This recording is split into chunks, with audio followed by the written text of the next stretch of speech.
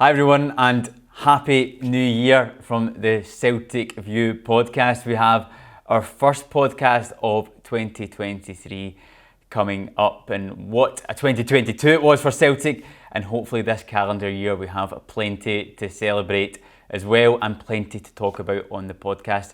For our first episode, my usual guest, Paul Cuddihy, is not here. He is currently getting a suntan, getting some winter sun. So we're doing things a little bit differently, and we've got a special guest on with Paul Lambert, our former title-winning captain, joining the podcast to reflect on the weekend's action in the cup game against Kilmarnock, to look ahead to that Glasgow derby final, and to get a couple of stories from Paul from his time as a Celtic player. So hope you enjoy the podcast, and we'll have plenty more coming up later this year. So do keep involved with the podcast as it comes out every week. But for now, let's hear from Paul.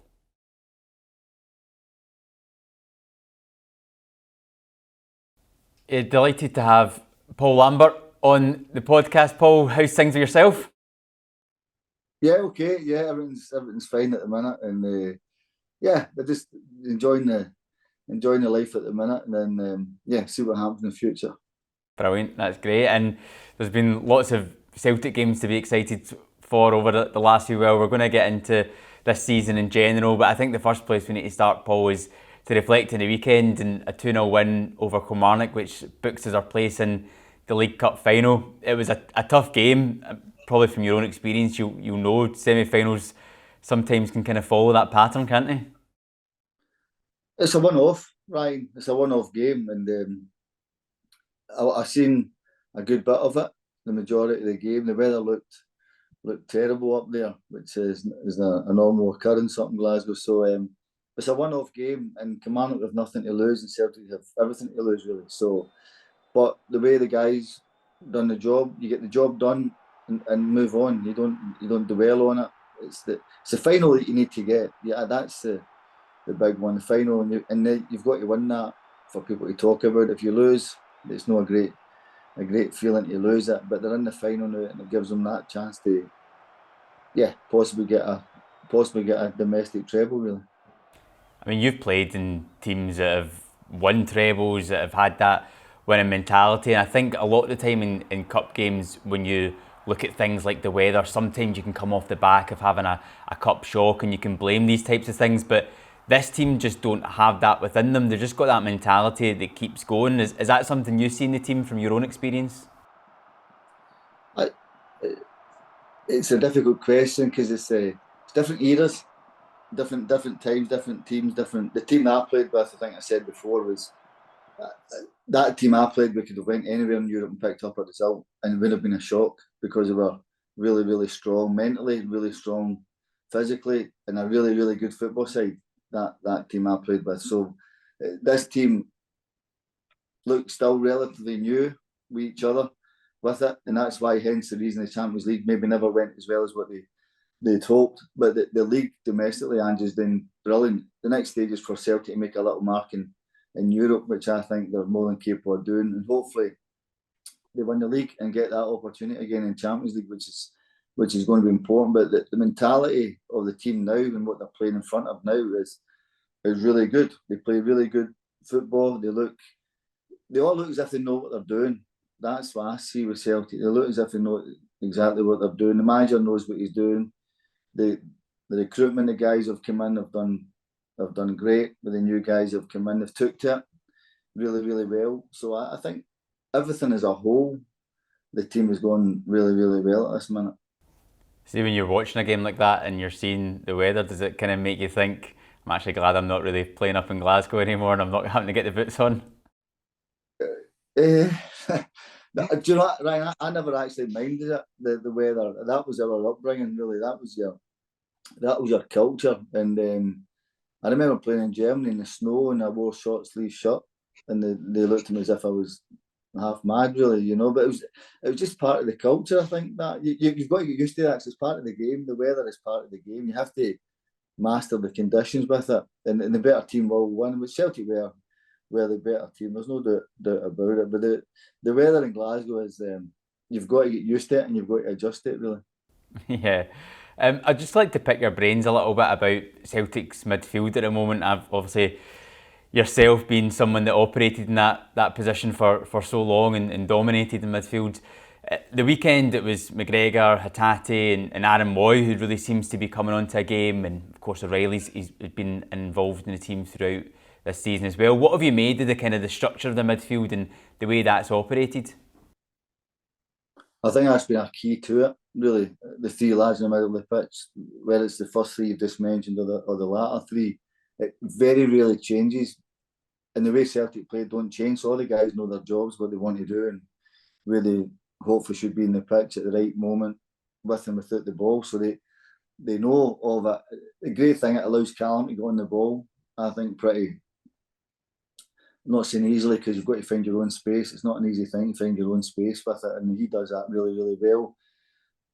The lad Hatate, I think, runs and runs and runs. I think as he gets older, he'll start to learn maybe doesn't need to run as much as what he normally does. He can play with his brain. Moy's been a good player, I think, throughout all his career. And the boy Riley, I think, is really good. I think he can be really good because he plays 1 and 2 touch football really, really well. He plays off the back foot.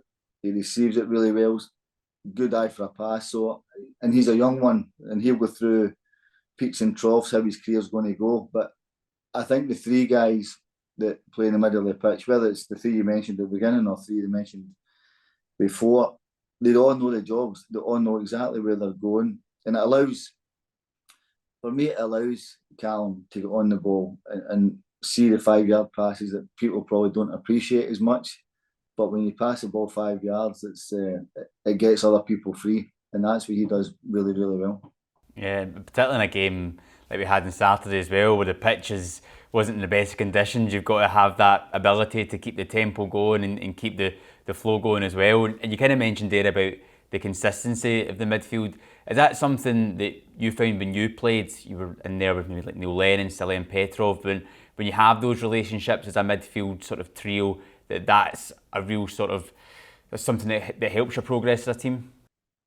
Well, it does, without a doubt. If the consistency is there with your teammates, and plus, if you go off well off the pitch, it's a great thing as well, because you just take that onto the pitch, and I think that's where the most successful teams I've played with, all the guys have gone really well off the pitch. So you have each other's back through the good and the bad times. I think that is really important. And looking at the team in this moment, they seem to have that collective where everybody seems to go on well. They all seem to enjoy playing with each other. As I said, the big thing, they all know their jobs, what to do, and they look as if they'll run through walls for each other, regardless what components playing. They look as if they'll go right to the well. And as I said, we had that. All good teams have it. You go to the well for each other, you'll be successful. And that victory over Kilmarnock sets up a final in late February, a Glasgow derby final, which I think everyone's going to be really looking forward to. There's plenty of football to be played in between that time as well, but if you were to kind of look at that fixture as it stands at that moment in time, Paul, how would you kind of assess that game for Celtic? Doesn't really matter who's playing well and who's not playing well. I think it's a unique game where anything can happen in it. Decisions can go against you, they can go for you. There could be crazy things happen. It's a unique 90 minutes, whatever it's going to be, or extra time, whatever it's going to be. If it was a league game, you would turn around and say Celtic are favourites. Cup finals, I think whoever gets a little bit of luck on it and whoever plays a little bit better than each other, then they'll get it. If the game is played in paper, you say Celtic 100%. You say Celtic, but it's a final, it's a one-off. There's nothing to lose. You have to go for it, and no matter how you do it, you walk away with that trophy at the end of it. I think that's the way to view it. But I think if you ask the manager at Celtic or the Rangers manager or Celtic players, Rangers players, they'll say the same. It's a one-off game. It's a neutral venue where 50% is Rangers and 50% is Celtic. It's a unique thing, and your heart, 100%, my heart and my brain wants Celtic to win it without a shadow of a doubt. But I just know for experience, it don't matter who's a favourite in that game. It's just, you could play in the moon, Ryan, and you wouldn't pick a winner because nobody knows how that game's going to go. And the League Cup as well has been obviously it's come back to this schedule of being late February because of the World Cup. It went back to the November for the last sort of 5 years or so. But we saw last season how important that League Cup was for Ange and for the players in terms of building for the rest of that season to go on and win the league. From your own experience as well, how important is it if Celtic can win that first trophy? How important can that be to then go on and win the league and potentially a Scottish Cup as well? I think when you're a Celtic player, it doesn't matter if it's League Cup, Scottish Cup or League, they support the man to win it. It doesn't matter what order you want to put it in, it doesn't matter. You get it ingrained in you when you play for the club that you know you have to win. And that's the beauty about being a Celtic player. There's no grey area where you think, well, maybe one season we can win 2 out of 3, or we win 1 out of 3, or we don't have a title. That just cannot happen when you're a Celtic player. You have to win, and it's a great upbringing you can have there, where it does demand of you that you have to win more trophies than not. And when you get it, it's brilliant. When you don't get it, it's not so good. But when you do win them, and you can get a treble, then it's a great thing to have. But that's the beauty of being a Celtic player. And I think if you ask any of the lads where, if they played by any other clubs, it's difficult to match the intensity of it because it's so demanding that you have to win every single game. And then when you win these 3 trophies, they go behind in the cupboard, and you have to go and do it again the following year. But that, again, you make no apologies for that, because the great Celtic teams away in the past, I always view the Lions as the best team, without a doubt, because of what they've done. And that crowd demand that you have to win, and you have to live up to that expectation level of, you get Celtic, you win a trophy, let it go to the next one, go to the next one. And that's what it breeds. It breeds winning for you. This team have, so far this season anyway, are on course to do that. How impressed have you been kind of watching from afar of what Ange Postecoglou has done with this Celtic team? Because so often you hear people saying, you know, you win one title, but the challenging thing is to then go and retain it. But this season they've just been so dominant again. I think the thing that always makes me laugh when he first came in and he lost his first few games, and people said he was hopeless, no good, and maybe he's on borrowed time. Exact same thing happened with Wim Jansen. Exact same. And Wim lost his first few games, and all of a sudden then wins arguably, well, it was probably my hardest title that I've won. The 10 in a row one was the hardest, without, because the pressure on that was huge. We were up against an incredible strong Rangers team at that time, Gascoigne and Laudrup and Gorham and Goffs and all them guys. They were a top side. Rangers were a top side that time, but Vim built a team within one season and done brilliant with it. And that's why it made me laugh, because when I heard people criticising him, oh, he's no good, and then all of a sudden he can walk in water and he can do what he wants now up there, which that's what made me laugh. And I think the great thing about it is, I'm pretty sure when there was a quiet moment, he has a laugh to himself about it, because he's done brilliant there. He's handled the club great. He's handled the players great. He's handled the environment great, which is really important. He's handled most things. He's handled really, really well. As a matter of fact, I think he's probably them all, because he's had success really. So I think the team and the market that he's went in with the Japanese lads has been great for him. I think that's been great. The recruitment's been really, really good. So I think the job the manager's done has been exceptional. But it's not just I think the whole club's, from the outside looking in, the whole club looks in a really good place. You know, I think the structure of the club off the field is really important to what happens on it. In this moment, the club is really strong, and that's the great thing about it. The team is strong. Everything about it all seems really fitting in really well. But the manager's built a team where my view is, I think he'll want to make a little bit of a dent in Europe. I think Celtic are strong to win the league and the cups without a doubt. But I think he'll want to make a little bit of dent, because I think what happened in Europe this year hurt him a little bit. We're not getting the results that maybe some of the games deserve. I think that's Celtic's next step. Yeah, hopefully we can get another crack at the Champions League next year and use the experience of this season to kind of help the team. You mentioned there, Paul, about the 98 season, and I actually wanted to ask you a little bit about that because this is quite a significant year, 2023, because it's 25 years since the team stopped at 10 in 98. It's also 20 years since the run to the UEFA Cup final as well, so quite a big year. But that year in 98, when you look back on that now, how important was that for you personally, for the team then, but also for the trajectory of this football club in those last 25 years as well? It's a really good question. I think that, as I said before, that was the most important, hardest title I'd won. I don't know how many titles I won at Celtic. I don't know. And but that one sticks vividly in my mind because of what it was up against, the history attached to the club, the legacy of the Lions was under threat, massively under threat by the Rangers 9 in a row as well. Rangers going for 10 in a row. The Rangers team that we played against, as I said, I mentioned a few of the guys there, well, Gaza and Loudrop and McCoy, Stuart McCall, Richard Goff, Andy Gorhams. They were our top side, without a doubt. Ian Ferguson, top players. And what Vim had done in a short space of time, plus losing his first few games, I came a bit later on. I think it was a remarkable thing to have done. Really, really do. I think that was, Jesus, it's like a miracle what he'd done and how he'd done it. And I think if you look at the Celtic team at that time, we had really strong, I would say 14, 15 guys, really strong. So, Tommy Boyd, McNamara, Donnelly, Phil O'Donnell, God rest him, Jonathan Gould, Craig Burley, Morton Veekhorst, Henrik, Harold came in at that, Dan Jackson, Mark Reaper, Stubbs.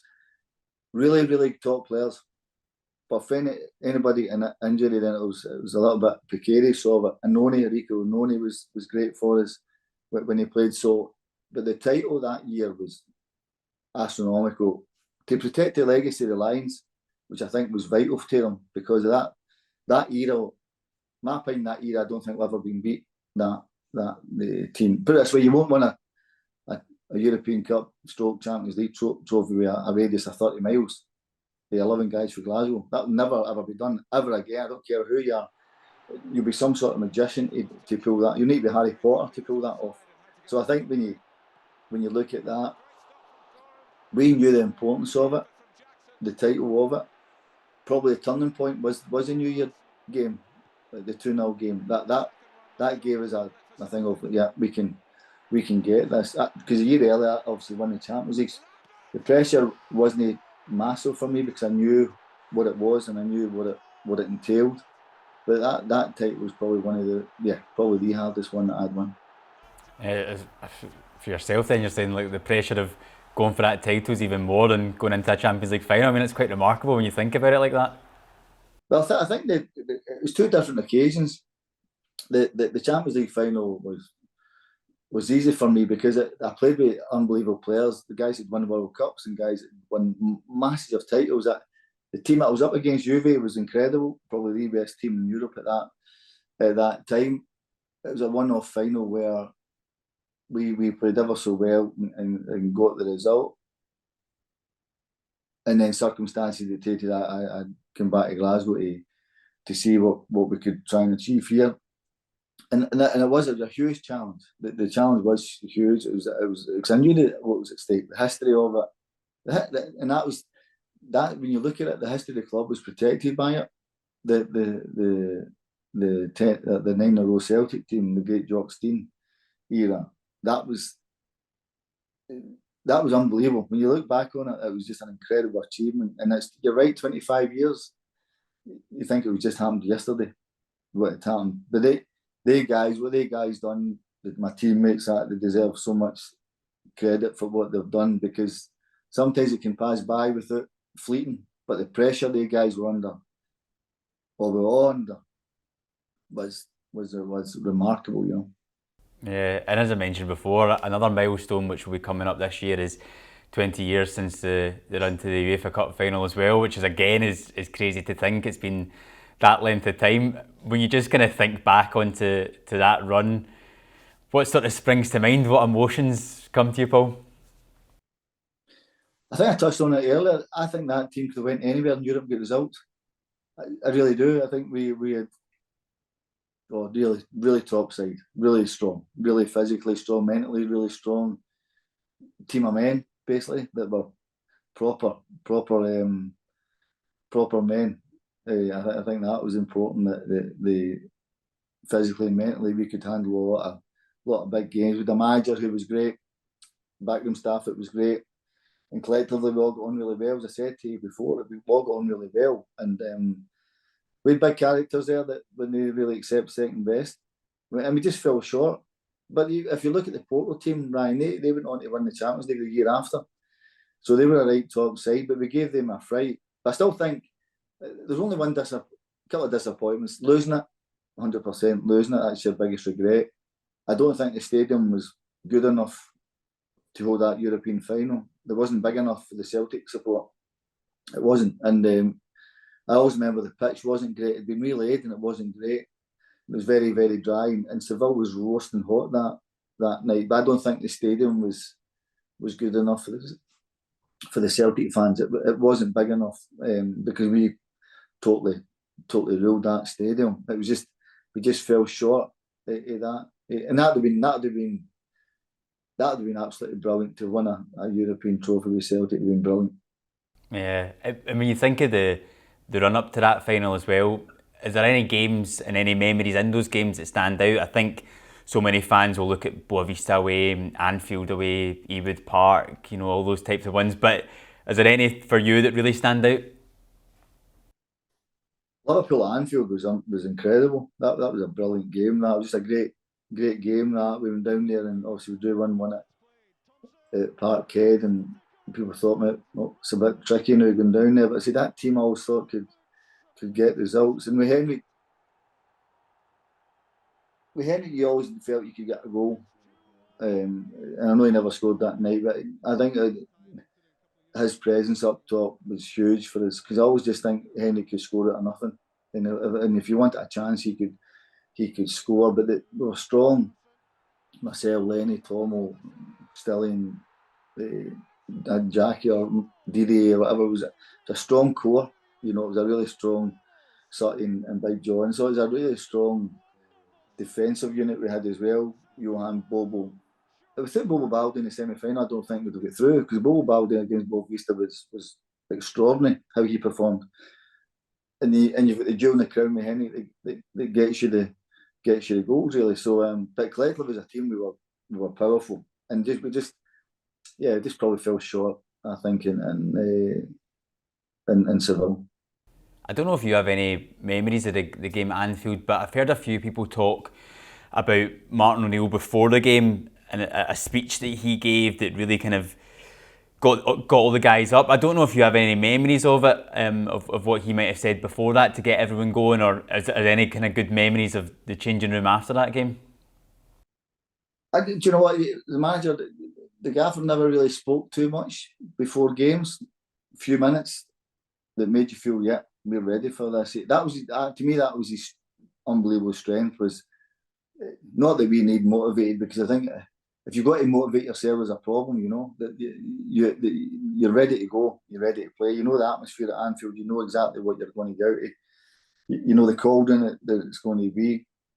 But the manager was brilliant. For 2 minutes he would have had was before the game and made everybody feel 10 foot tall when we went out there. But I think if you ask him himself, when he looks back in his time there, that era would have been unbelievable for him, Robbo and Wally, because as I said before, a team of men that we weren't shrinking violets. We could all handle it, and we've all played in big games. We'd played in World Cups or Champions League finals or whatever it was, or European titles.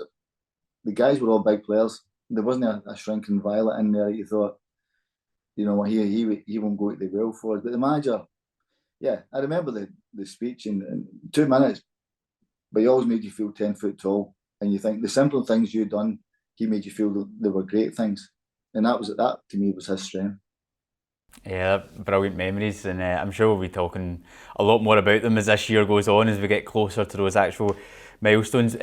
Paul, what we always do when we finish, when we have a guest on, is we get some fans to send in some questions for them. So I've got a few here from some of our fans from Twitter. The first one comes from, his name's Rough Smooth on Twitter, and he says, which player from the current Celtic side would you have liked to have had in the Celtic teams you played in? Current team. I think Callum would have fitted in with us pretty well. I think he'd have been fitted in pretty well. I think Fury Ash would have done well for us just because the way he plays on that shoulder at every time. The biggest compliment I can give these Celtic players at the minute, you get maximum effort from them. With that, they go and they go. Hitati, do you know what? You'd probably like to have played with most of them in there because they all look good guys. You probably know them better than I do. They all look good guys. They all look as if they can go a bit. Yeah, the only thing they would probably have to handle in my era would be the dressing room banter, I think, which might be a bit different from what they've got at the minute. We took no prisoners at our point, so I think most of the guys, I think, would have been good with our era. I wouldn't say, but if you ask me who I think could step in, I think Callum would have stepped in with it. I think Fury Ashi would have stepped in with it. Jota, I think, has got a little bit about him to make things happen as well. So I think that's a good player.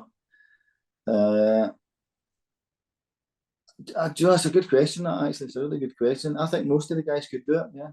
Yeah, and even in defence, big Carter Vickers has been sensational this season and been a really good player. So I mean, it's such a strong squad at the moment. So both two really strong squads, both those eras.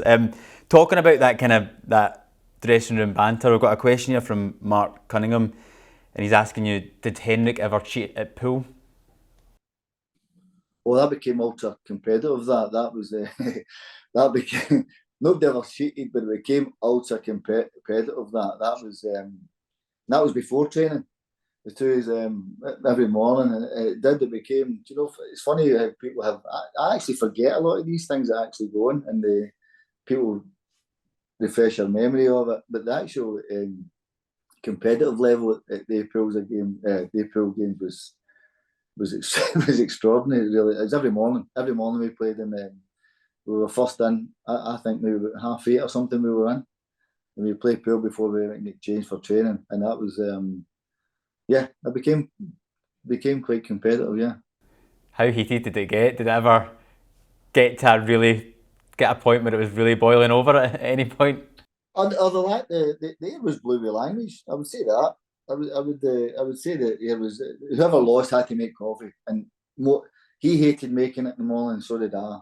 So when you had to go and make each other's coffee, you'd get if I'd beat him or whatever, and he'd get to the door and I was like, 2 sugar Senate, will you? And then you'd get the verbal back, and then vice versa. You know what I mean? So, but it was good. It was good fun, and it was good banter. Brilliant. We've got two more here. One comes from @KRBoy1974, who asks, did you ever have any hesitation in joining Celtic when they made the offer with the whole 10 in a row thing and the sort of pressure that was on the team at that point? No, my circumstances were different because after the Champions League final, I could have went anywhere in Europe. I had so many teams come in for me to sign me, all different countries to sign, and I was really happy in Borussia Dortmund. I didn't need to leave anywhere, and Celtic asked me a few times beforehand, and I says no, because I was happy in Dortmund. But it wasn't just Celtic asked me; I had so many teams to come in after the final that I could have went to, and then every answer was no to everybody else because I enjoyed my time in Dortmund. I loved the club and the support, and we were the European champions, so I didn't have to move, and it was only just certain circumstances that I came back. Did I know the relevance of the 10 in a row? Yeah, I did. Did I know the pressure of it? Yeah, I did. Did it affect me? No, never. Because I was used to the big games. I was used to massive games. I was playing against Bayern or Schalke in front of 90,000, so there was no problem for me to fit into that way. The only thing I had to master was I'm back in another country playing football. But I knew the significance, but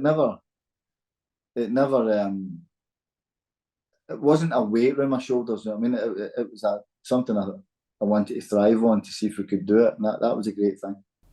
Yeah, and he actually had a follow-up question as well, just about that, asking, did you have a thought in your head thinking, like a what-if moment, I can come here and I can be part of this team to stop the 10? And I think you're kind of mentioning that there. It wasn't a weight around your shoulders. You were actually quite excited to come with that challenge. It was, and that's why I think, you know, the guys that stopped that 10 in a row, that squad of players, they deserve so much credit for what they've done, because them stopping that 10 in a row, as I said before, is part of history for that club. That if we'd lost it, okay, put the boot in the other foot here. If we'd lost it, then that group would have been maybe criticised probably to this day, or part of the team that lost the 10 in a row, and the Jock Stein legacy thing. That's where I think that era, or that team, the 98, there should be something maybe done for them a little bit, because I think what they've done was a remarkable thing in all the years gone by. Because you like to think you'll never see a 10 in a row ever again, either gone, because Rangers nearly done it, Celtic nearly done it. Would anybody do it again? I don't know. I really don't know. But we were part of a team that stopped it, which is and it's harder stopping it than what it is actually doing it. It's harder to stop it, because Rangers had a lot of the momentum and they had everything going for them at that time. So and Vim built a new team, so to stop it was a huge thing for us. Yeah, a really important moment of what's now been a really glorious kind of last 25 years for the football club, with trophies galore to celebrate.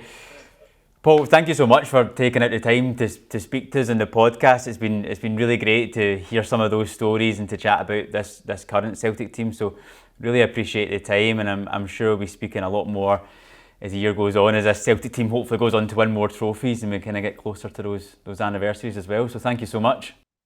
No problem. Enjoyed it.